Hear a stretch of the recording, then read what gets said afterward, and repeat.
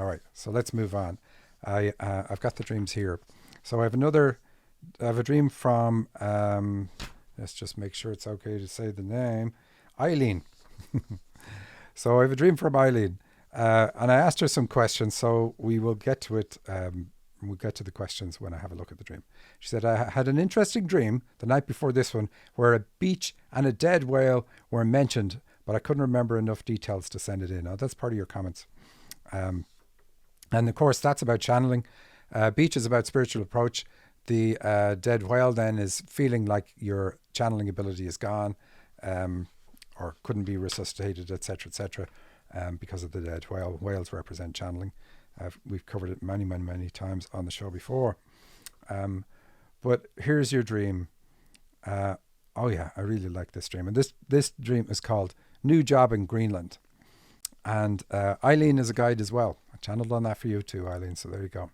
Again, it's a changed name. My host guide looked like an exchange student I know from Germany. It's okay. We can skip that. The dream. I was told I had a new job in Greenland. I had to fly there within the next 2 days. Only one friend asked me not to go because they would miss me. I said, I don't really have a choice anyway. So that's sad, isn't it? That only one friend asked you not to go because they'd miss you. So this flying somewhere, this is about you coming to the planet. And I'll say a bit more about that in a moment. But the fact that you say only one friend was going to miss me and ask me to stay means that you feel alone on this planet. And that's one of your issues. Feeling alone, like feeling invisible probably is a better way to put it, because it's going to be an emotional thing. And you said you don't have a choice. Okay, so that's how you felt. This is before coming to the planet. You felt like, I really need to do this. It's not that you didn't have friends in the spirit world. You did. But this is something you've chosen to work on while here. You say, I told whoever planned my flight, I skipped a bit.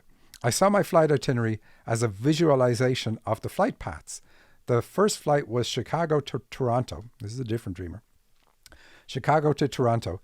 Then on a snowmobile from Toronto around a huge mountain. Then Newfoundland to Greenland. I told whoever planned my flight that taking a snowmobile from Toronto to Newfoundland was stupid. Not only would it take all night, I was afraid it would be too cold. The travel plans changed to flights only. And this is what made me question, were you possibly a guide? Because there's 2 flights involved. And so when you consider coming to the earth plane, how dense it is, how dense the vibration is, to come as a guide means that you've got to do a lot of work on letting go of things to get to this density. And it's often done in stages. So we'll often see that in dreams as taking one flight to one location, maybe a location on a mountain, often it is, and then taking a second flight from that mountain high location to the airport you're going to land in. But here, it's not quite that, but there is a mountain involved and you have to go around a mountain. So checked it for you anyway. That's why I can tell you you're a guide. You changed the flights. A tall blonde man drove me to my apartment. So again, this is another kind of a calling card for guides. If the first person you meet is tall and blonde, then it's a good question to ask, is the dreamer a guide? I knew he had picked me up at the airport, but this part of the dream started with us in a car arriving by the apartment building. He was like my guide or host for getting settled. He wore a dark blue coat. My apartment was very modern and beautiful space in a high-rise building. Everything was in tones of goldenrod, ochre, light orange and tan. The trimmings and stair railings were silver. I had a balcony with huge windows and could look out over the whole city. So there's a whole ton in this. First of all, we know that you planned to have a cold arrival when you landed, because your original plan, you were going to land and take snowmobile to go to Newfoundland and then on to Greenland. So a cold reception, why would you do that? Why would you have it that I'm coming to the earth plane and I don't want a good welcome? Because here's why. Because you won't bond with the earth plane. If you don't bond with mom, you're not going to bond with the earth plane. You don't come all the way into your body. I often say it as you keep one foot in the spirit world and one foot in the physical, because you don't really like being here. You pull back, which is the same as not coming all the way into your body. And that leaves you with a good connection with the spirit world. And as a guide, that's your goal. You wanted to do that. And so this is one way to do it. And it is the way you did it. Because you say this a couple of times, even when you change the flight plans. You say he wore a dark blue coat, so we know you have a negative philosophy of life. You got to work on that. And he's showing you what you're doing. And the coat itself is a negative thing. Anyway, it's about protecting yourself. So you gotta fix the issues, fix your reception at birth, fix that childhood stuff, and that will bring you more into contact with your actual true nature. We know it's about the feminine side because it's an apartment building. Apartments are about the heart. Again, we covered this so many times, but it's really an apartment building is where lots of people live, but they don't know each other. They're all in the one building. They go in through the one front door, but they live separate lives. And so it's a really good symbol for being closed off or not emotionally open. You said everything was in tones of goldenrod, ochre, light orange, and tan. Okay, so we know you have digestive system issues because of all these orange colors. And you talk about, you said there was a wooden, beautiful space, and you said silver, the balcony, huge windows. You say somewhere I thought that there was wood in it, but anyway, digestive system issues, and I wrote and asked about that. I'll read them in a second.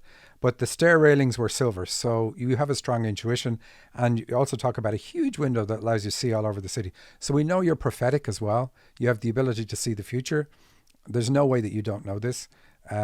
And then the intuition, which is also from the window, and the silver, says that you get feelings about things, knowings about things, and it's always going to be right. And what else do you say? The balcony had the huge window, so it's up high. It's a high location that allows you to see over the city. Yeah. You said it was winter in Greenland. Greenland's also about the heart. So the cold, the snow, and all that, that's all about the heart. But green is the color of the heart chakra, so that's what Greenland's going to be about. You said, I knew this because that was just one of the facts of the dreams, and it was very cold, and there was snow everywhere. It's always interesting, isn't it? It's like, how do I know this is the truth in this dream? It just happens to be what I know. But I said, you get knowings about things. So this is it in the dream. You said there was snow everywhere, so we know you got a cold reception from mom. But you say, but instead of the almost constant darkness to be expected in winter so far north, the sun shone almost round the clock. So we know you have a hands-on healing ability because of the sun there too. So anyway, what am I saying so far? You need to work on the issues around mom. That's really it. That's the big thing you need to do. You say, my host guide left me to get settled. I spent a few days alone in the apartment getting settled, looking out the window, wondering at the constant sunshine. So left alone. So this is your arrival. You arrived here, you got left alone. Do write and tell me what that means. How did that happen? It doesn't necessarily mean your mom wasn't there, but it could mean that. But it's going to be about being emotionally neglected. Then you say, after a few days, I ventured downstairs and found that there was a kind of cafeteria on the ground floor. There were a few menu options to choose from. I got some sort of golden coloured beans in golden sauce on a tan tray. So it's like the goldenrod and all that. You have a hands-on healing ability. Gold is the colour for it. But gold is the colour of it because that's the colour of the sun. And you talk about the sun so much that we already know you've got the ability. But here, there are people serving food. And serving food is also indicative of you having this healing ability. So you've got it. And of course, it's golden coloured beans and golden sauce on a tan tray. So tan tray says that this is a practical gift for you. You should really use it. They looked like baked beans, but golden instead of reddish. Okay, we got it. We got it. Gold. You're a healer. Just when I was about to pay, my host guide stepped in. That was the first time I'd seen him or heard from him in days. He swooped in and told me I was not allowed to pay. He paid $2 for my food and told me to take it back upstairs to eat. So this means when somebody already pays your food, like you're not allowed to pay, so you have no debts, you have no karma. That's one way that can show up in a dream. It's not common. What other way is going to show up in a dream? You're going to go to the movies, and when you get to the kiosk, somebody says, "Oh, your tickets are already paid for, sir," or whatever, and you're given these tickets. So another way of saying you don't have karma in this area. So the $2, he paid the $2 and says go upstairs. So they want you to activate your spiritual side, which is what the going upstairs is about, and connect with your guides through channeling. They definitely want you to learn how to channel if you're not already doing it. And you've no karma to pay, which is really cool. And so where are these questions? I said I had questions. So let's have a look. I asked, do you have digestive system issues now or when you were born? You said, well, the past month, my digestion has been a bit less efficient than before. I don't know what my digestion was like at birth, but I have had intermittent stomach pains since my 20s and have been diagnosed with gastritis. Okay. So we see that in the dream with all the healing and then the food and so on. So we suspected that. So thanks for the confirmation. I said, what were the circumstances around your birth? Was there anything unusual? And then even while I was reading this out, I said, write and let me know, but you did let me know. You said, I was unwanted, unwelcome, and never bonded with my mother or really either of my parents. Well, mom is the one that counts here because of the snow and all the coldness and so on. But it's a double-edged sword. I mean, there's a flip side to the coin. It helps you retain your spiritual connection. Yes, it makes life miserable. It makes you feel alone in life, makes you feel so disconnected, makes you feel like you landed on the wrong planet even. But you can fix that by working on the issues with your mom. That's something I help people to do all the time. But you retain the connection. You retain that spiritual awareness, which is obviously key for why you came here. Otherwise, you wouldn't have done something so dramatic to keep that connection. I asked, have you any interest in the spiritual field and what do you think of channeling? Well, now you can see why I asked you that. You haven't heard this analysis. And you said, yes, always since childhood. I actually have a lot of channeling symbols in my dreams. Twos, flutes, whales, actors, musicians, TV, telephones, etc. But I've never really known what to do about it. And then you said you had that interesting dream with the dead whale on the beach. So I love it that you listed off all those things. So it means you listen to my show and clearly know what your dreams are telling you to do. You said, lately my dreams are really intense and I'm often working in them. I wake up feeling like I spent all night working and I'm exhausted. Does anyone else address this with you? Okay. So are you working too hard? If you are working too hard, then that could give you that type of dream. But anyway, that's it, Eileen. Thank you for sending in your dream. Pleasure to do it. And work on the issues around mom, regardless of how you do it. Obviously, you can work with me.